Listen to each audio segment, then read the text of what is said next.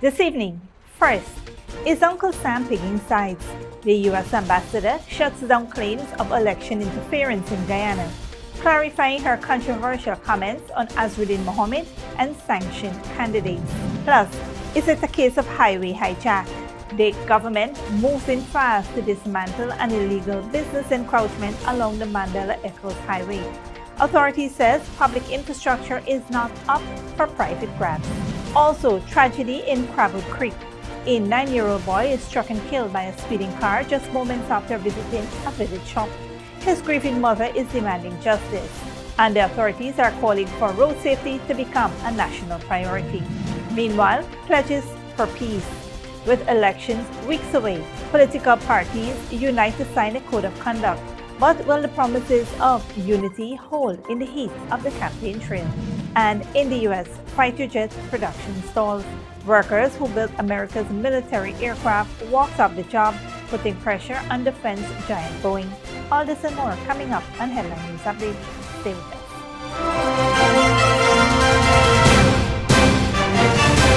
Welcome to this broadcast of Channel 2's Headline News Update for August 6, 2025. I am Bibi Bacchus. Thank you for joining us.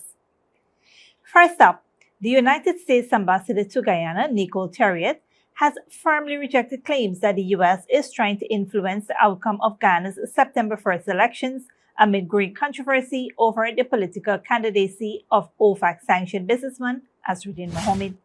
She clarified that her previous comments about the implications of electing a sanctioned individual were factual and based on information publicly available on the U.S. Treasury Department's website. I was stating facts. I was asked what being OFAC sanctioned meant in terms of the U.S. government being able to work with an individual, and I simply gave the facts that that have occurred in other countries where OFAC sanctioned individuals have been a member of the government, and how the U.S. government had to adjust how we worked with that government. And I would say the exact same thing today. I simply stated the facts as they are publicly available from the Department of Treasury. Terriot emphasized that her statements about the implications of electing an OFAC-sanctioned individual were intended to highlight how such situations have been handled in other countries, particularly how the U.S. government and private sector adjust their engagement in those contexts. Addressing the issue earlier today, the ambassador said, U.S. has absolutely no interest in interfering in Guyana's elections. She said Guyana is a sovereign country and as such should run its elections as it sees fit. We have absolutely no interest in interfering in your elections. I was asked a question. I gave the facts as I understand them, as they are published on our Department of Treasury website. I have no interest or intention of interfering in the government of Guyana's election. This is a sovereign country. You run your elections as you see fit. Where we're providing support, such as in the election security realm, it was requested, and we're responding. How you run your elections is entirely up to you. The ambassador also clarified that the U.S. had no involvement in recent decisions by local banks to close accounts held by candidates from Mohamed's We Invest in Nationhood Win party. At least 3 banks closed accounts held by Win candidates, citing the need to comply with international financial regulations. Terriot said any banking actions were likely influenced by local institutions' relationship with U.S. correspondent banks. She stressed that these were independent decisions without influence or input from the U.S. Embassy. A business encroaching on public reserves along the Mandela Eccles Highway has been served a contravention notice by the CHNPA. Dominic Gittins reports on the ministry's crackdown on illegal construction. In a firm move to protect public infrastructure and enforce development regulations, the Ministry of Housing and Water, through the Central Housing Planning Authority, has launched an action against a business found to be illegally encroaching on road and drainage reserves along the Mandela Eccles 4-lane highway. A formal notice of contravention was served to the business, which had unlawfully poured concrete and placed construction materials and equipment on the road and drainage reserves, actions in violation of the Town and Country Planning Act. The CHMPA has already initiated the dismantling of the unauthorized structure. The notice ordered the immediate removal of all encumbrances and mandates that all construction and operations be confined within the approved property boundaries to avoid obstructing traffic. Although the business had received approval in December 2023, the agreement specified access via inner road, not the highway. This enforcement move reinforces the ministry's commitment to maintaining public infrastructure, ensuring safety, and upholding planning laws. Authorities warn that similar violations will be met with firm legal action to preserve order and promote responsible development. The ministry's firm response is sending a clear message: public reserves and infrastructure are not to be misused or obstructed. As Guyana continues to develop, adherence to planning regulations remain crucial in safeguarding public safety, ensuring orderly growth, and preserving shared space for the benefit of all citizens. Reporting for Channel 2 Headline News, Dominic Gittins. Thanks, Dominic. A routine trip to the shop turned tragic on Tuesday when 9-year-old Sahil Naipal, a student of Crabwood Creek Primary School, was struck and killed by a speeding car along the Crabwood Creek public road. According to reports, Sahil was hit by motorcar PAK 6598, reportedly driven by a 21-year-old resident of the same community. Witnesses says the vehicle was overtaking another car when it veered into the corner, slamming into the child and hurling him into a nearby trench. The driver fled the scene but was later apprehended by the police in Molson Creek area. Sahil had been returning from a nearby shop with his stepfather, who had safely crossed him before heading to the village office. Moments later, the child's mother, 24-year-old Devi Ramkisoon, received the devastating news from the neighbors that her son had met with an accident. Some neighbor called me and tell me that how my son in the trench get accident. When I run, I left down everything and I come out. And I came out to the road because I had a 1-year-old baby. I came out on the road, I see my son in the trench. The grieving mother recounted that upon rushing to the scene, she found her son's body in the trench. He was already died in the water because he not breathing, mud was in his mouth. He was stuffed in his mouth, all his teeth, all his breaking out, his foot broke, hand break, and he went in the trench. Sahil was taken to the Skeldon Public Hospital where he was pronounced dead on arrival. Ramkisoon, who lost another son 3 years ago, described Sahil as a bright, kind and willing child who excelled in school and loved helping others. She said she wants justice for the tragic loss of her 9-year-old son. I want justice for my son. I want no thing for thing. I just want to go to jail. I don't want no settlement or nothing concern or bury or nothing. We could do everything myself. Me and his father. And we want nothing else. The driver remains in police custody. As investigations continue, 9-year-old Sahil Naipal's death serves as a painful reminder of the urgent need for greater responsibility behind the wheel. The call for justice from his grieving mother echoes the plea of many families affected by road tragedies. Drivers must be held accountable and road safety must be a national priority. Stick around when we return. Ministry of Health launches final training push to eradicate lymphatic filaria in Guyana, and ERC hosts Code of Conduct signing to promote peaceful 2025 elections.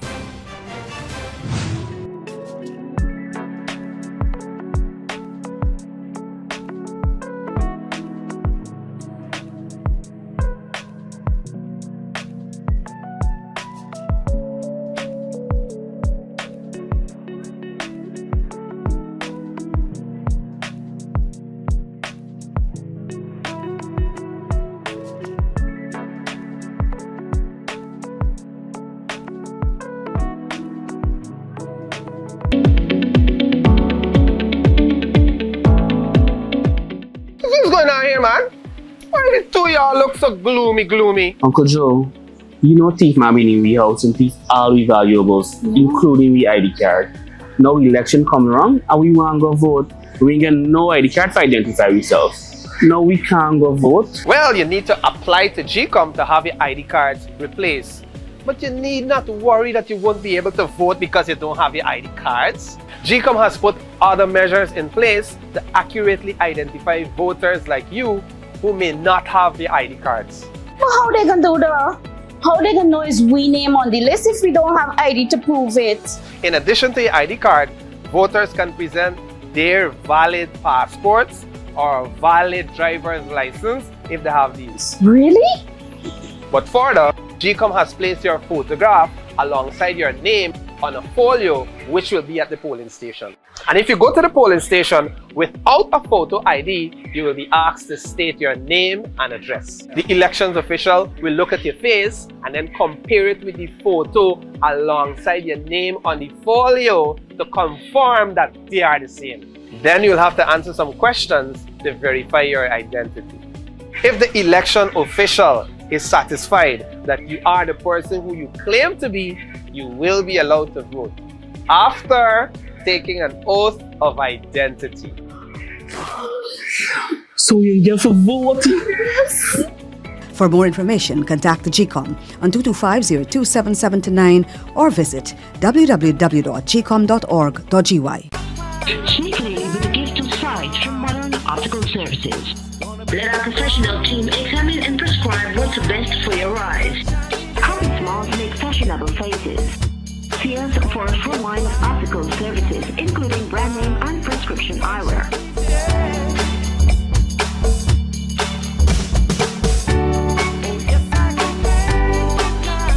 Modern Optical Services, 316 Mill Street, Georgetown. Telephone 226-1082. Good girl forget things.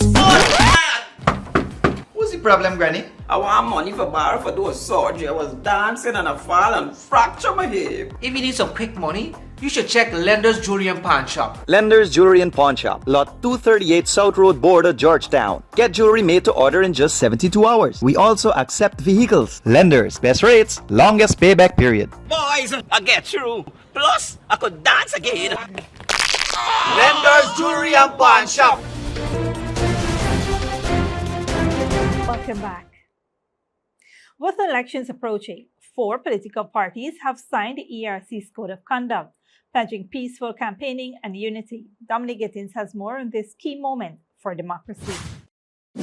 With national elections on the horizon, the Ethnic Relation Commission hosted a successful Code of Conduct signing ceremony on Tuesday at the Arthur Chung Conference Center aimed at promoting peace, unity, and responsible political engagement. 4 of the 6 political parties contesting the 2025 general and regional elections, the People's Progressive Party Civic (PPPC), Alliance for Change (AFC), Assembly for Liberty and Prosperity (ALP), and We Invest in Nationhood (WIN) were present to formally sign the code.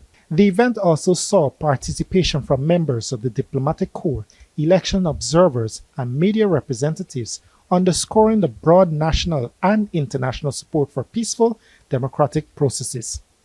ERC Chairman Sheikh Muin Ul-Haq emphasized the importance of dignity, responsibility, and national unity, urging political leaders to reject hostility, hate speech, and divisive rhetoric. He added that the Code of Conduct is not just a pledge to the ERC, but a promise to the people of Guyana. Leaders of the participating parties formally signed the code, committing to uphold the rule of law and conducting their campaigns with civility and maturity. They also expressed support for the peaceful democratic process and reaffirmed their commitment to the principles outlined in the document. The ERC concluded the ceremony by encouraging continued shareholding engagement in fostering peace, inclusivity, and respect during and beyond the election period, reinforcing its mission to promote harmony among all Guyanese. As the 2025 election draws closer, the Code of Conduct signing ceremony stands as a meaningful demonstration of political maturity and national responsibility. The Ethnic Relation Commission has reaffirmed its vital role in fostering unity and safeguarding democracy, while participating parties have pledged to campaign with integrity and respect. With this renewed commitment, Ghana takes a significant step towards ensuring a peaceful, inclusive, and respectful electoral process for all its citizens. Reporting for Channel 2 Headline News, Dominic Gittins. Thanks, Dominic.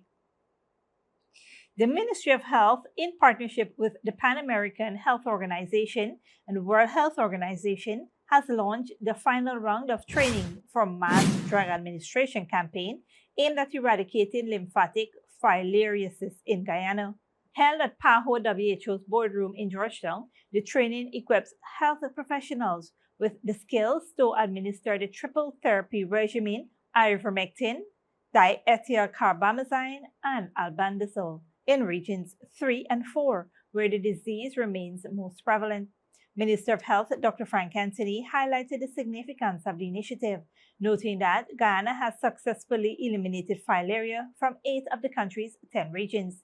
He expressed optimism that with this final push, the disease could be completely eradicated nationwide within the next 2 to 3 years. Minister Anthony noted that this disease has existed for centuries and Guyana is closer than ever to getting rid of it, adding that if the remaining areas are thoroughly covered, we will be able to say that we've eliminated lymphatic filariasis from all regions.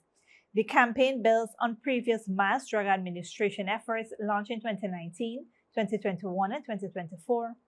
Other speakers at the launch include the Director of Vector Control Services, Dr. Reza Naz Robin, and PAHO WHO Country Representative Dr. Kim Eva Dixon.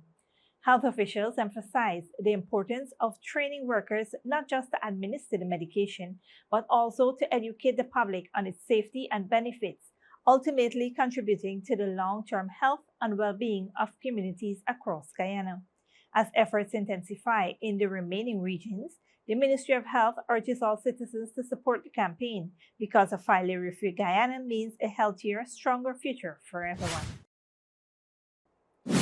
Soon going after the break, gang violence surges in Turks and Caicos, and Mexico's journalists targeted, legal threats to free speech on the rise.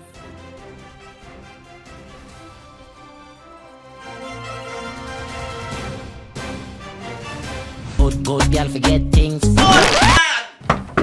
What's the problem, Granny? I want money for borrow for those surgery. I was dancing and I fall and fracture my hip. If you need some quick money, you should check Lender's Jewelry and Pawn Shop. Lender's Jewelry and Pawn Shop, Lot 238 South Road Border, Georgetown. Get jewelry made to order in just 72 hours. We also accept vehicles. Lender's, best rates, longest payback period. Boys, I get through. Plus, I could dance again.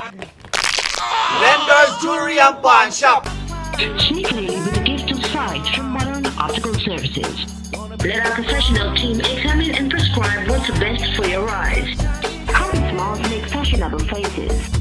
See us for a full line of optical services, including brand name and prescription eyewear.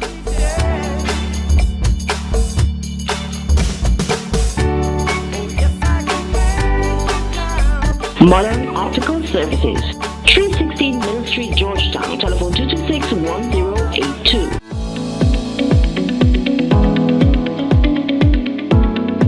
Hi, Miss Shirley. Miss Shirley, help me out now, please. Why everyone telling me I must exercise my right to vote? Me ain't got time for that. Why must I vote? Why must you vote? That is your constitutional right and civic duty, my child. Besides, think about this. Government officials make decisions that affect the well-being of you, your family, and community. By voting for a party of your choice, you will be electing the people who will be making these very important decisions.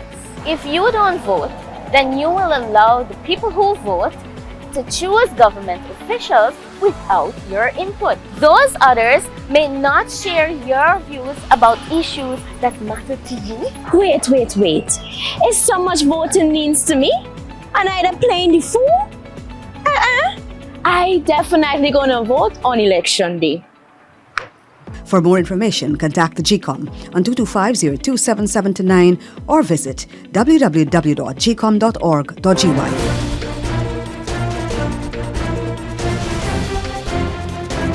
Welcome back. Now we take a look at what's happening in the region and around the world.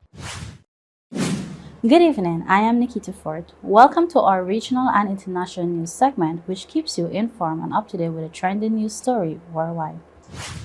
Turk and Caicos Premier Charles Misick has blamed unlawful elements in Haitian community for the island first mass shooting, which left 3 dead and 10 injured. In response, the government imposed a 6-month ban on the new Haitian work permit and visas, while urging the UK to increase security support amid growing gang-related violence. Meanwhile, in North America, Mexico is already one of the world's deadliest countries for journalists, but now new legal tools are being used to silence them further. Al Jazeera's John Hallman reports. Mexico's long been a country in which journalists face attacks, but now there's a new and growing risk: politicians taking legal action against critical reporting. It's censorship by any other name, says Jorge Luis Gonzalez, one of the latest reporters affected, after Campeche State Governor Laida Sansores accused him of inciting hate against her. What the governor wants is to silence journalists, communicators, of which there are few, and she also wants to silence society. She doesn't want anyone to talk about the problems in the state, about the lack of transparency or the insecurity that exists. She's complained about critical, anonymous articles published in the newspaper Tribuna. She alleges he wrote them. He denies it. Gonzalez says he retired from the outlet 8 years ago. Now the government's enlisted the courts. Gonzalez says that a court representative will check anything he or Tribuna writes about the governor for the next 2 years before it can be published. Sansores' representatives didn't respond to our interview requests, but she's cast herself as a defender of women. What these are misogynistic attacks that do have an impact on society because they become normalized. So if they insult the governor every day and nothing happens, why wouldn't they insult their woman at home? Other female Mexican politicians have taken the same tack against journalists. The mayor of Acapulco, Abelina Lopez, recently sued a reporter who wrote critically of her administration's handling of a hurricane. She said it incited political violence against women. His outlet was forced to apologise. The Committee to Protect Journalists has warned against the trend, but it's also part of a bigger picture. Over the past 5 years, more than 150 journalists in Mexico have been hit with libel lawsuits, according to the Mexican branch of Article 19. The turning point came in 2016 when a Mexico City court removed the cap on the amount that plaintiffs could claim in moral damages cases. That opened the door for politicians to go after reporters and media outlets with potentially crippling financial demands. In a separate case brought by Sansores' spokesperson, Jorge Luis Gonzalez has been ordered to pay a more than $100,000 fine. He's worried he'll lose his house. Everything else, he says, is already gone. John Holman, Al Jazeera, Mexico City. Workers who build the U.S. military fighter jets and drones are on strike. The walkout is putting pressure on the aircraft manufacturer Boeing. Al Jazeera John Hendren reports. Boeing is facing new headwinds as defense workers strike against the aircraft maker for the first time in nearly 3 decades. The strikers, with support from some passers-by, say they feel disrespected by the offer they turned down on Sunday. Our membership just wants to be able to live the American dream and have the house and the kids and a nice car. We're not trying to get rich. The company offered defense workers who manufacture the F-15 and FA-18 fighter jets at 3 plants in Missouri and Illinois a 20% wage increase and $5,000 bonuses over 4 years. Because of the national defense concerns, should this strike drag on to a several months duration versus several weeks, there might be some actions on the part of the federal government to encourage the production line to start up again. Boeing says other incentives add up to a 40% increase, but workers call that figure deceiving. I mean, look at that building right there. Camera guy, can you pan to that right there? That building right there is housing our new airplane that we signed, the contract that Boeing signed, and yet we have a worse contract than South Carolina, who doesn't even have a union. The strike is the latest blow against the company following recalls of its 737 MAX planes after 2 deadly crashes in 2018 and 2019, and a 7-week strike by commercial aircraft workers that slowed output in November. This might not look like a lot of strikers, but there are 3,200 of them working in shifts at 3 separate plants around the clock because they want management to see them when they come in and when they leave every day. In a statement, Boeing Vice President Dan Gillian said in part, "We are prepared for a strike and have fully implemented our contingency plan to ensure our non-striking workforce can continue supporting our customers." But the strikers say without them, Boeing lacks the staff, and their last strike in 1996 lasted 99 days. John Hendren, Al Jazeera, St. Louis. As northeast Nigeria rainy season reaches its peak, residents are grappling with fear and uncertainty. Al Jazeera Akmal Idris reports. In the shadow of a disaster, work is finally underway. The project to rebuild the Alau Dam in northeastern Nigeria, the same dam that collapsed 11 months ago, killing more than 150 people, is just getting started, even as water levels in its reservoir begin to rise. Contractors are racing to open diversion channels, a stopgap measure meant to relieve pressure on the dam. But its success depends on one major factor: whether upstream dams hold or are forced to release excess water. Although the project started a little bit later than expected, the contractors are catching up, and we've had alternative routes for the water to flow through before the completion of the project. Last year, sections of the dam gave way, unleashing a torrent that submerged parts of Maiduguri, displaced hundreds of thousands, and caused widespread damage to homes, roads, and businesses. Nigeria has more than 340 dams, but many like Alau suffer from decades of neglect. Poor maintenance and silted rivers are turning the country's flood season into a yearly catastrophe.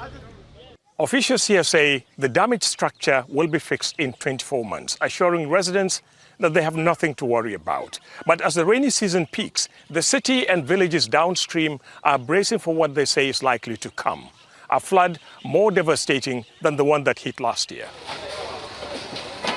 Vehicle spare parts dealer Sunday Nwodo is one of thousands rebuilding after last year's disaster. I lost that I had about 4 shops in Bank of North here, and the whole shop, 4 shops was flooded. I even have 2 that even the flood was able to collapse. My fear is that if what happened last year, we are able to repeat itself again. In fact, I don't know, it will be very, very terrible. Environmentalists say the lack of investment in maintaining the dams, along with climate change, is fueling Nigeria's worsening flood crisis, with hundreds dead this year alone. With no permanent fix in sight and rain falling harder each day, the people of Maiduguri are holding their breath, watching the skies and the dam in fear. Ahmed Idris, Al Jazeera, Maiduguri. Thanks, Nikita. This brings us to the end of our regional and global news coverage. Up next is the 3-day weather forecast.